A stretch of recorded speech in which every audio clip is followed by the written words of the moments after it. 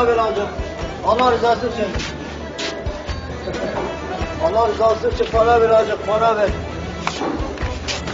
Yemeğe ekmek alamadım, yemeğim yok, param yok, ekmek alacağım hadi Allah rızası için.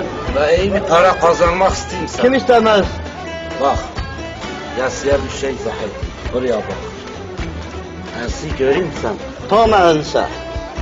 Zaten para da statüsüye vermedi. Ha, İyi bir silahı hak etmedi. etti vallahi. Sıra. 5 milyon verin bu ensiye bir silah çek.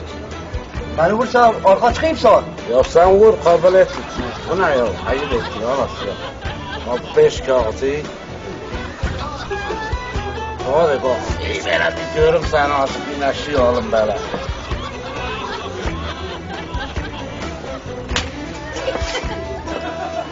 Bırak! Niye vuruyorsun oğlum?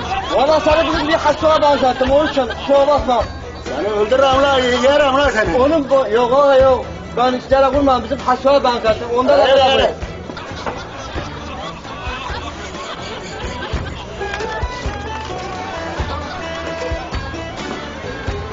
Nasıl? İyi bir silahdı. Çok hoş bir silahdı. Bak biraz daha para kazanmak istiyorsan. Selam, niye istemiyorsun? Size bu sefer 10 kağıt verim iyi bir tane daha. Bir bakın, parayı veriyor ondan sonra.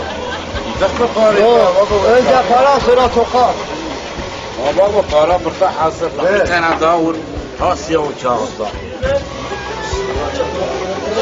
Hadi diyorum sana açık burada keyif edin biraz. Biraz keyif edin.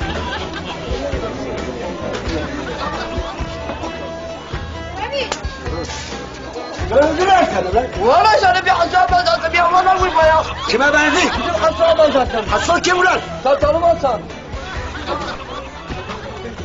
Onun boynu da beraber.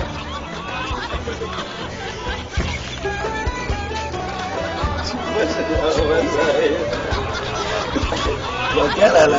Ben seni sevdim. Ben seni sevdim. Böyle bedava para kazanmak nerede bulunuyor?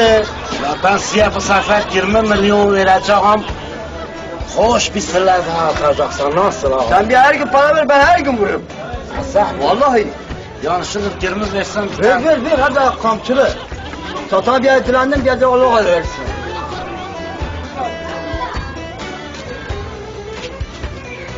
Hadi bakım açık böyle keyif edin lo. Kahvemi de içim aldı o silahını sesini duyayım ha.